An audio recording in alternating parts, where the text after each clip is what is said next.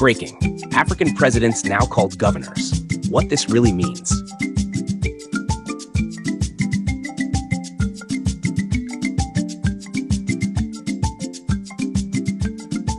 By Takunda Mabika, Supreme Africa Breaking Nguyen. Tisu Vanhuvacho. If we don't fix Africa, who will? A historic shift. From president to governor, brothers and sisters, history is being written in real time. If you woke up today and heard that your country's president is no longer called a president, but a governor, don't panic. Don't be confused. This isn't a demotion. It's a transformation, a step into the future. Yes, under the structure of the new One Africa government, all African presidents are expected to relinquish the title of president and assume the new role of governor of their respective states. This change is not cosmetic. It comes with a complete reshuffling of power, governance, and what it means to be a citizen of the new Africa.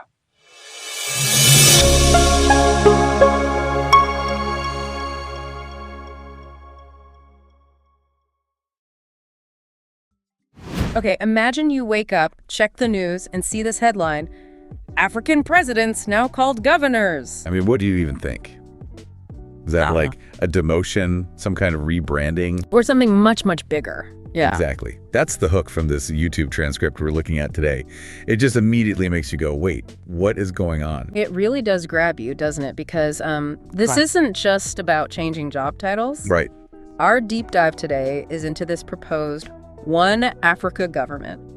The vision's laid out in a YouTube transcript. It's called Breaking. African presidents now called governors, what this really means. Yeah. It's from a channel named Supreme Africa Breaking News. Okay. And this source, well, it suggests we might be seeing a really historic shift. We're talking power, governance, even what it means to be a citizen across the whole continent. Yeah, it's definitely not presented as just, shuffling names around. The source frames it as this fundamental transformation, like a complete restructuring meant to reshape Africa.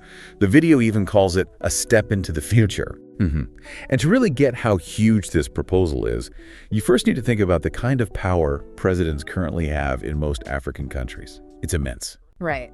Talk us through that a bit. Well, typically, the president is the head of the executive branch. They control national policy. Often, they have quite a bit of sway over the courts and the legislature, too. Okay. They're commanders-in-chief of the military. They oversee national budgets and often heavily influence them. Plus, they represent their nations on the world stage. That's huge diplomatic power. And they can sign laws, veto laws, declare emergencies. Absolutely. And sometimes those emergency powers, well, they get used to extend their time in office, sometimes indefinitely. The source definitely highlights this concentration of power. That is an incredible amount of authority vested in one role. It really makes you wonder, if this YouTube channel has it right, what could possibly convince leaders with that much control to just give it up willingly? Yeah, that's the crux of it. Because, as the source itself points out, when you have that much power in one place, things like corruption, sometimes violence, political manipulation, they often seem to follow, don't they? They do. And that's exactly what this One Africa government idea aims to tackle head-on, according to the source. It wants to flip that script. How? What's the mechanism they're proposing? Well, here's the really audacious claim in the source. It suggests this isn't happening because of conflict or force. It's supposedly driven by a shared vision for Africa. The idea is that the concept of united Africa has somehow become stronger than individual ambition. Wow. That's a big claim. It is a remarkable shift if it were to play out like the source describes. Yeah. So under this proposed new structure, the African Union president would become the single most powerful political figure across the continent. The AU president. Yeah. A lot of the big executive decisions, things currently handled by national presidents, would move up to the continental level, managed by the AU. It introduces this whole new layer of sort of regional representation and oversight. So, if the AU president takes the top spot, what actually happens to the current national presidents?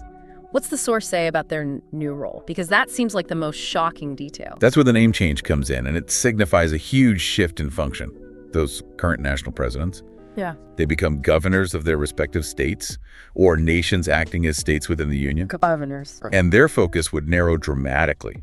They'd be dealing primarily with domestic issues within their borders, implementing laws and policies decided at the continental level. So, no more G20 summits for individual presidents. Exactly. The AU president would represent all of Africa at those kinds of global forums. The source describes this new power pyramid, right?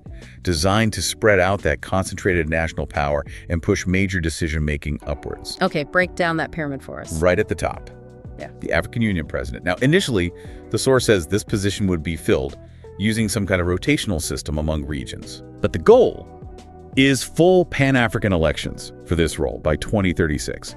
This AU president would oversee continental security, trade, diplomacy, environmental rules, how states interact, even command a unified One Africa Army. A One Africa Army. Okay, that alone is a monumental change. And what's directly below the AU president in the structure? Below the president, you'd have a Continental Cabinet of ministers. These ministers would be drawn from all the different African regions, and their job would be setting long-term Africa-wide policies. Makes sense. And then, at the base of this pyramid, you have the governors, the former presidents.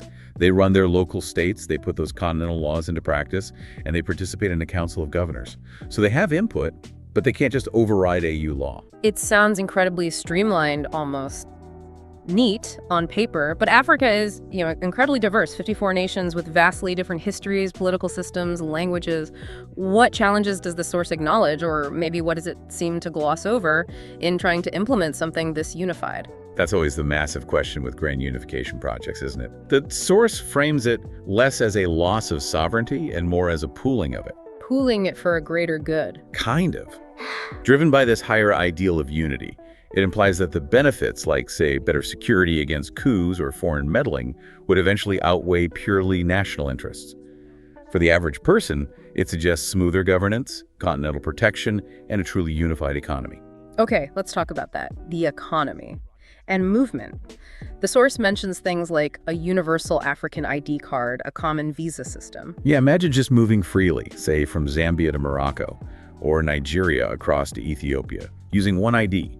For anyone who's ever navigated border crossings or visa applications in Africa, that sounds, well, almost miraculous. It certainly does. And what about the economic side beyond free movement? A single African digital currency is mentioned. That's incredibly ambitious. Hugely ambitious. Does the source give any detail on the tech? Is it blockchain? Is it centralized? And critically, how does it suggest bridging the gap between all these vastly different economies and financial systems? That seems like a Herculean task. The source focuses more on the why, the vision, the geopolitical necessity, rather than the really granular how. It frames the single currency, expected around 2030, as something that would force unprecedented financial standardization and trust. Okay. It could potentially mean leapfrogging older banking systems, especially if it's heavily digital. But the technical roadmap, not really detailed in this transcript. I see. It also talks about AU-wide job recruitment starting soon. Teachers, scientists, military personnel, engineers based purely on merit, not which country you're from. And this is big. Whether you're in Somalia or South Africa, you supposedly be under one unified military shield. The idea is to stop coups, terrorism, and those foreign-backed rebel groups much more effectively. Right, the military aspect. Presidents losing direct control of their national armies, losing sole control over foreign policy, losing their grip on the national budget. That is fundamental. It's dismantling the power structures we just talked about. It really is. Does the source offer any insight into how they expect to overcome the inevitable political resistance? Or are there any historical precedents for this kind of peaceful handover of power on such a massive scale? It acknowledges it's a huge hurdle.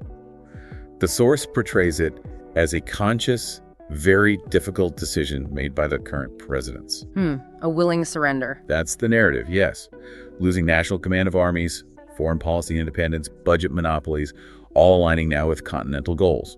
It even mentions restricting constitutional changes used to extend power, guided by AU rules.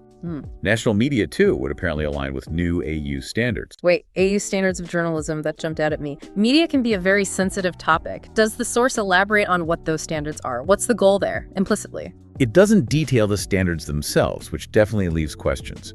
But the emphasis seems to be on creating a more unified narrative for Africa, perhaps moving away from what it might see as fragmented or externally influenced national media. So, potentially controlling the narrative to foster unity. That seems to be the implicit message, yes. Control over information as a tool for unity. There's even a quote attributed in the source to someone called Chairman Shadow saying, "No one is above the new African Constitution, not even the richest president."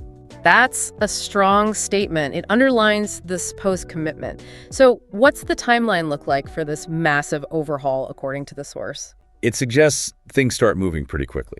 Phase 1, basically 2025 to 2026, sees the AU expanding its executive powers and national constitutions starting to be adjusted. Okay, next year. Then Phase 2, running from 2026 to 2030, that's when governors settle into these new roles, the One Africa ID starts rolling out, and military unification gets underway. And Phase 3? That's 2030 to 2036. The digital African currency is supposed to launch in this period. And the framework for the AU-wide elections gets finalized, leading up to the first big Pan-African vote in 2036. That's when, theoretically, all Africans vote together for one continental leader. And what about culture? People often worry that this kind of large-scale unification erases local identity. Does the source address that? It does, explicitly. It states that each governor, each nation-state will preserve its national culture, languages, values, all under the shared AU umbrella. The message is strength and unity, not erasing differences. So Nigeria is still Nigeria, Kenya is still Kenya. Exactly. Yeah. Just as the source puts it, maybe more like siblings in one big household rather than separate houses in the same neighborhood. Oh, and here's a fascinating little detail from the analysis. Yeah. Those huge, extravagant presidential palaces and massive entourages, they're expected to shrink significantly. No more 15-car convoys for the governors? Apparently not. Some motorcade manufacturers might need to adjust their forecasts. The idea is the AU would cap spending for leaders, trying to redefine leadership as service, not, royal privilege. There's even mention of a leaked document proposing a continental code of humility and sacrifice for leaders. Humility and sacrifice. Interesting. Okay, so all of this builds towards what the source calls the real people power vision, right? With those 2036 elections being the key moment. That's positioned as the culmination, yes. The video claims, quote, "Your ballot in Cape Town will carry the same weight as someone's in Casablanca or Kampala." And it mentions tech to back that up. Digital voting, mobile IDs. Yeah, digital voting systems, validation using mobile IDs, third-party audits, all intended, the source says, to make democracy get real meaning. The vision is no more power games, no dynasties, no military interference in politics, if it works as described. It's portrayed as, what's the phrase? The most peaceful revolution in Africa's political history. Exactly. Leaders surrendering power willingly. Not because they lost a war, but because they supposedly believe in something bigger. They believe in Africa. It's all about redefining leadership and engineering clarity. So the final thought from the source is pretty sweeping. One, Africa isn't just about changing presidents to governors. It's about changing everything that has ever divided us and finally making sure that our unity becomes our power. That's quite the closing statement. It really is. It suggests a radical break from the past, driven by an equally radical vision for the future. So let's leave our listeners with this. If this vision, as laid out in this specific source, actually started to materialize, really happen, consolidated power, single currency, free movement, a unified military, what new possibilities, but also what new challenges might that create for Africa, and how could that fundamentally change its role on the global stage? Definitely something to think about long after we finish here.